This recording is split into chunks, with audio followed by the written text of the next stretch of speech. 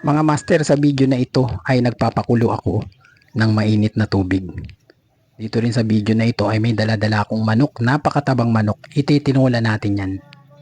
Yang mga manok na yan mga master ay hindi sa akin. Sa kapitbahay yata ito. Nahuli ko lang dyan sa bakura namin umabot, no. So tamang-tama, meron kaming papayang tanim. Tapos nagpapakulo na rin ako ng mainit na tubig. Tinula ka sa akin mamaya. Napakataba pa man din, no. Pumasok kasi sa balwarte namin. So naisipan kong huliin ito. At tamang-tama, nagpapakulo ako ng mainit na tubig. Masarap pa man din ako magtinola, no.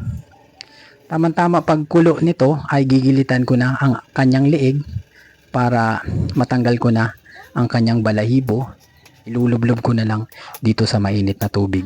Update ko kayo mga master kung luto